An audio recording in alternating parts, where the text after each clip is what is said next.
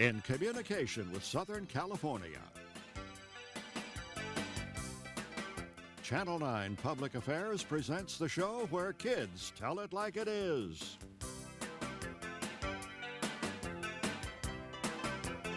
Teen Talk. Hello, everyone, and welcome to Teen Talk. Tell me, do these statements sound familiar to you? I don't know how you ever reach those kids, Joseph. What does it take to get something through my teenager's thick skull? I don't know how you do it. I try, and nothing I do ever seems to get through.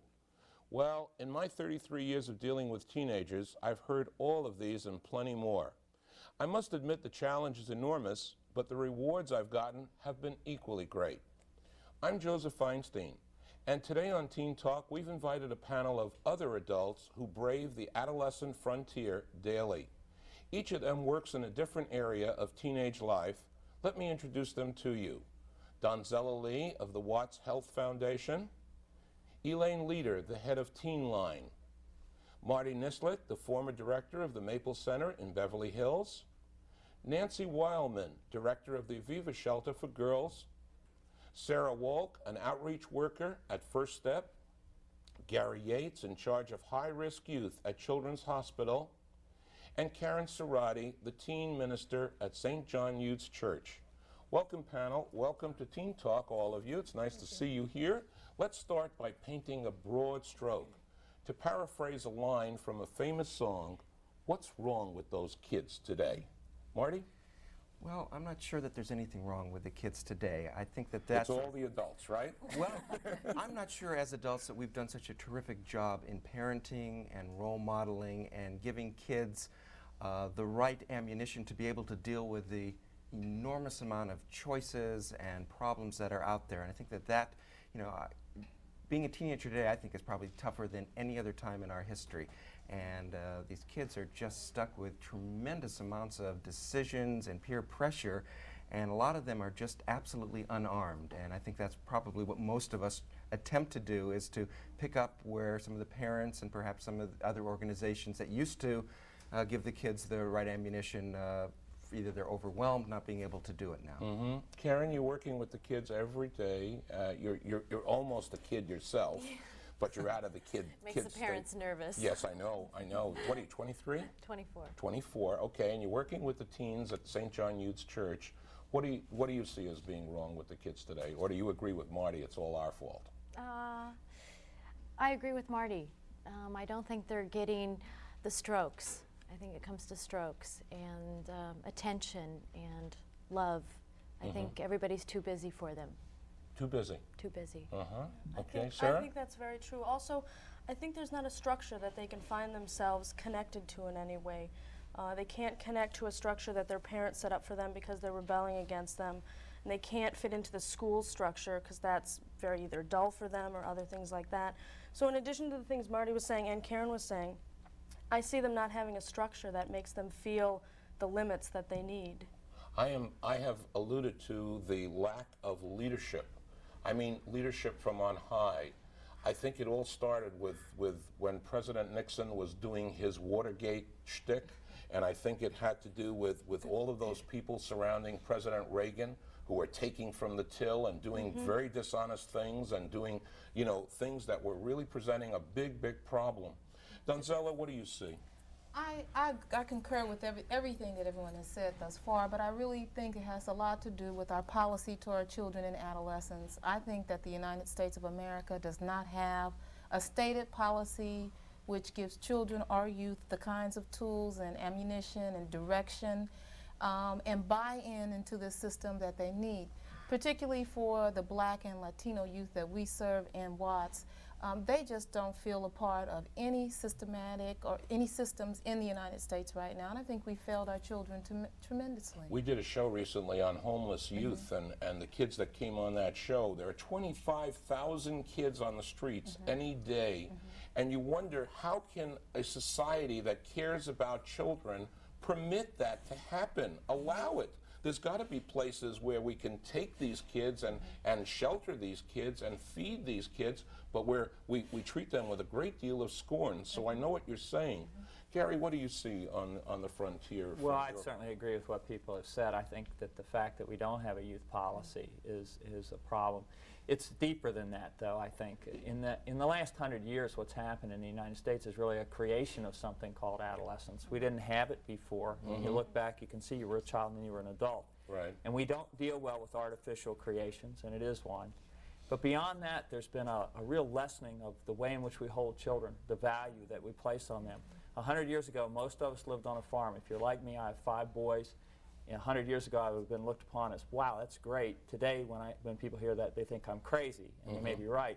But it's a point that we now look upon as... You are great, and you are crazy. Right, both. Yeah. But we look upon children as an economic liability, and we don't value them. And I think young people, especially adolescents, know that. And it really impacts very heavily on them. And they don't feel they have a place. And young people living in poverty-stricken areas, that impacts even greater because their opportunities are less. When the kids are calling for their problems to Teen Line, what seems to be their focal point of dismay, of sadness? Most of the youngsters who are calling Teen Line are dealing with problems in relationships. And they can be relationships, peer relationships, or relationships amongst the family. The youngsters who call who are severely troubled are depressed and suicidal. And by the way, Joe, the suicide calls have gone up in the last few years. We've been open nearly 8 years, and about 5% of the calls are now from kids who are suicidal. The stresses are tremendous. The stress is tremendous. One aspect of our program, which kind of fits in with what other people are saying, is we do give kids who work in our program a place where they feel valued. And there is a big movement in the country today for peer counseling, where kids are getting to be able to take peer counseling classes in school, and they are listening to each other. They're being taught the skills how to listen, and they're learning to do for themselves. I mean, I agree with what Karen said. Parents are very busy. There's a breakup in the family structure. Both parents, if they were an intact family, are out working. Half the population are in single-parent families. We're going to have a breakup right here because we have to get to commercial message. Over the last few years, I've noticed a change in teenagers, a change that has greatly discouraged me as a teacher. When we come back, let's try to cut through the analysis and discuss what's really wrong with teenagers today. We'll be right back. You stay there. Don't move. Don't move.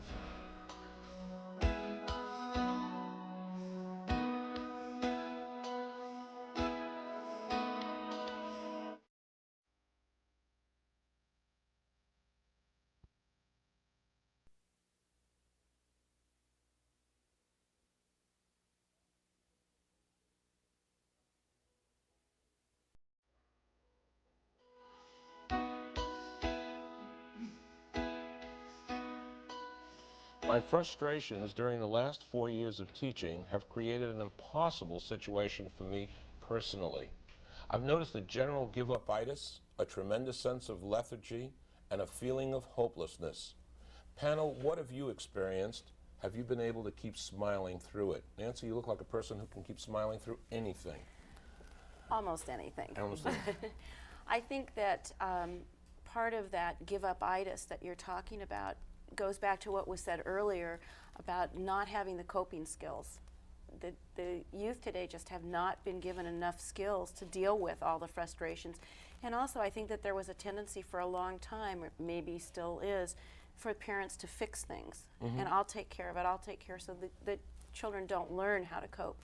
Another thing too that we see, particularly in the shelter, and when they get to us, they have all 3 of those things that you talked about. Yeah, what do they come to your shelter for? Generally, they're homeless, runaways, or families in crisis, or families in crisis. But they don't feel that there's anyone that's listening to them. And I think that's another skill in terms of parenting.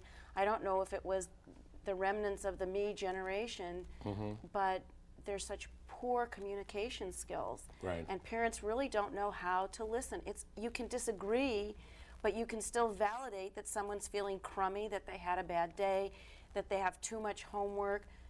You may not agree that they got themselves in that position of having too much homework, but you can at least validate the feelings of feeling overwhelmed. How am I going to get myself out of this mess? You work directly with the kids, both of you. What do you see? Well, in line with what you were saying, I think parents need to understand that what the teenager is going through is equally as distressing as any pressure that the adult is going through. And so, as an adult, I may not think very much of their homework or how much they have because I can handle their homework.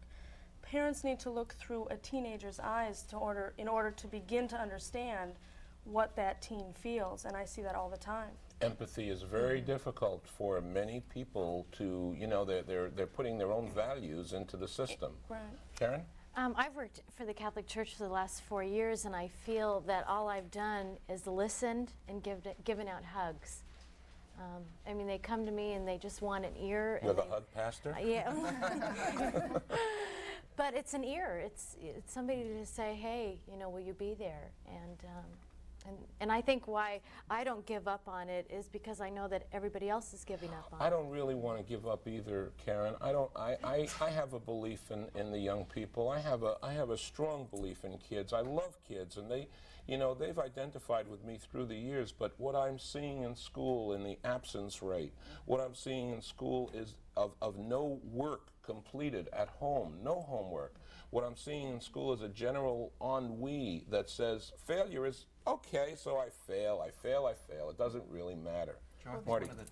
one of the toughest things that we as professional caregivers have to do is come to grips with our feelings of omnipotence, why we got into this field in the first place, and sometimes have to adjust our expectations so that we're not constantly disappointed and then projecting that on to the people that we're working with. And it's very difficult because we all got into it because we love people, we love kids, we want to see people successful, and when they're not, I know, when I was younger, it really would shake my self-esteem. I hopefully have matured enough to be able to keep a balance, and I think that's the key for all of us, is that balance of what's work, what's realistic, what can I really expect to happen, and then what I can't do and maybe have to put back into my own family. Well, you know as well as I that one of the chief problems that we're facing is this lack of self-esteem and the lack of self-confidence. And these kids put on an air of bravado about them, but underneath that they're really lacking this kind of good feeling that says, I am somebody and I am worthwhile. What are you finding, Donzella? We're finding, I think that kids all over this country are experiencing the same kinds of issues because of the lack of caring that's given to adolescents, the lack of respect that's shown toward adolescents, and the lack of skills that we've all talked about that our kids they just don't have them anymore. And I'm not sure if we lowered our expectations when they were in elementary school and we said they don't have to learn this. If they get to junior high school, they'll be able to learn it. I'm not sure exactly what happened, but not only are our kids feeling disconnected with society, but their parents are too. So if they go home and their parents feel not connected to the society, when our kids come to us, and I operate the school-based clinic at Jordan High School. I know, we did a show on the health clinic, and they're wonderful. And our clinic sees a lot of that on a regular basis. Not only that, but the Watts Health Center has a teen clinic. We treat our parents just as much as we're treating our kids. I agree. Your kids have been on my shows, lots of my shows. They come to me with so much verve and sparkle and enthusiasm, but the kids they're working with on the phones, and there's many, many more on the phones than are operating those phones, why are they losing heart? Why are these kids so upset? Well, I'm going to turn around a little bit and follow up on what Donzella said and what Karen said about listening, because our line is about listening, and our teens are listening to other teens who are feeling troubled or who just want someone to listen. But I think parents have to be listened to as well. And I find in my psychotherapy practice, both at Thalian's Mental Health Center and in my private practice, that unless I listen to a parent when I'm working with a family and I work with that parent, I'm not going to be able to help the kids in the family. So I think parents need a place to be listened to. And if I don't listen to my director and run to a commercial now, then why do you talk to me right before the commercial? I know. We'll start something different sooner or later. We've spent the majority of our show so far complaining about today's teenagers, and when we come back, let's use our combined experience to figure out how we can feel good about our kids again. You have a big responsibility. You stay tuned. Don't move away at all.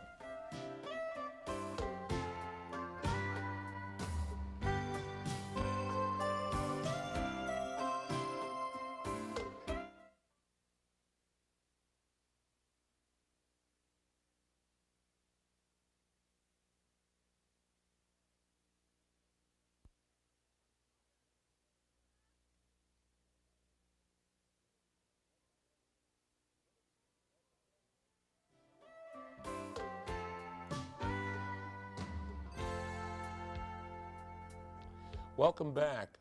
One of the young people I was counseling seemed to be getting only A's and fails in all of his classes. To make a long story a lot shorter, we discovered that he was living at home with an elderly grandmother whom he hated. When he took classes with elderly women teachers, he failed the class. When he took classes with men or younger female teachers, he got A's. Have any of you had cases that stood out as success stories or helped you understand teenagers better? Karen? I remember one Sunday night walking into the youth group and smelling alcohol. And, you know, they said it was vodka and that they didn't think anyone could smell it, but I could smell it. I've heard. She's got a nose for vodka. And it was a cry for help. I mean, just a scream for help. Help me, I'm drinking, I'm stealing to drink. And the family was dysfunctional, and he just needed someone to listen. From there, we got him into an AA program at Granada Hills High School, and he's on his way. Did you give him a hug? Oh, lots of hugs. Lots of hugs. Lots of hugs. Good. They do need it. Yeah, They need I those know. hugs. Gary? Well, they do indeed. You know, you talked about the homeless young people. Our program works almost exclusively with those kids in the Hollywood area. And I remember a young woman that I personally did psychotherapy with, whose history included being severely physically and sexually abused at home for 10 years before she ran away, and then living on the streets for 3 more, being a drug addict, being suicidal, several suicide attempts while we worked with her. But to cut that story short and show the strength and capacity that young people have, today she's been off the street for more than a year, working a job, been off drugs for over a year. Kids have that kind of inner strength and capacity to get better. They do need the kind of hugs and the support and the people who listen to them. One of the boys on my homeless show left Mexico City when he was 16, and now he's 18. He's going to full-time school. Right. He has no place to live. He stays around the school studying all night, and he just hangs out wherever he could possibly get a place to be, because he's determined to master school and go on to college. Unreal. That's the kind of courage I think you see in young people. I know. I've seen a lot of it. Have you, Nancy? Yes, I definitely have. And to sort of tie up what we were talking about, the listening, but for both the families, we recently had a girl who was a runaway. We, after about a week, were able to convince her that it was time to at least talk to her parents. And after working our program and doing our chores, she recognized that that really wasn't one of the big issues. A lot of times they think, oh, I don't want to make my bed every day. And she was making it at our place, so that wasn't really the issue, and she began to see that. The family, it took them another week to begin to really take that step and start talking and listening to each other. And with work on both sides, and both sides feeling listened to through our family therapy, we were able to reunify this girl who had been running away for a year, off and on, just in and out, in and out.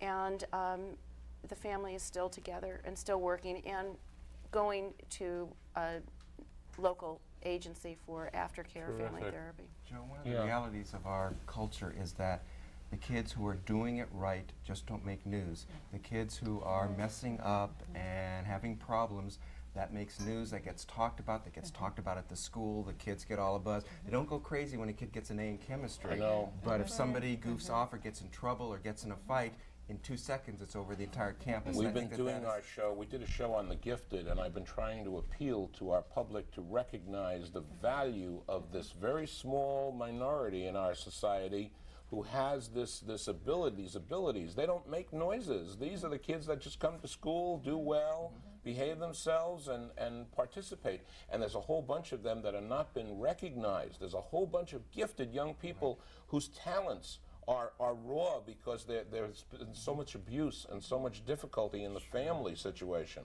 What have you seen, Sarah? Well, at First Step, we deal with a different group of kids. They're not as severely disadvantaged in any way or homeless. They come to the Milken Jewish Community Campus to be with other social kids. And that's a big success story. We have kids all the time on a regular basis coming together for that. That's terrific. So now you're in front of the secretary. You have become the Secretary of Welfare for teenagers in the United States of America. And you have a podium now to speak to the entire nation and tell them how to handle kids or what to do for their teenagers. What do you tell them, Donzella? I would say to start early, number one. Don't wait until they're a teenager to decide to distill some of the values you want them to have, to talk to them, to share with them.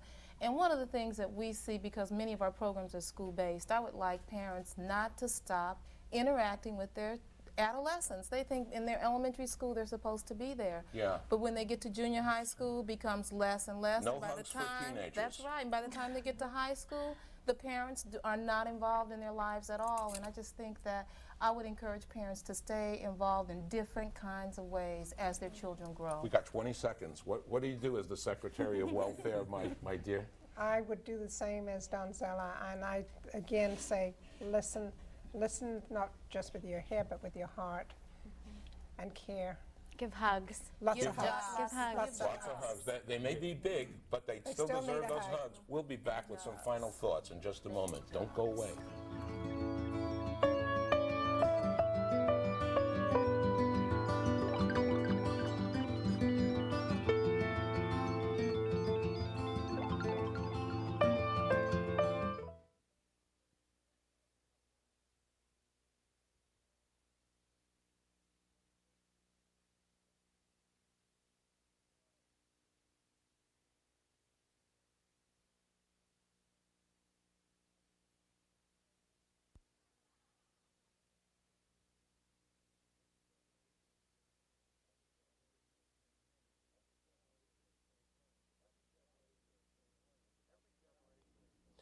Every generation has complained about the troubles of their children. 1,000 years ago, youngsters had problems with life on the farm and strict religious mores. Today, teenagers must deal with drugs, alcohol, anorexia, and pregnancy. But the root causes seem to remain the same. Teens are still crying out for love, recognition, consideration, hugs, and respect. The great advantage for today's youth is that there are folks like the people here today who genuinely care and who understand the difficulties of adolescence. Panel, you have been terrific in explaining and in helping us understand some of the dilemmas that adolescence faces. This is Joseph Feinstein for Teen Talk saying we will see you very soon.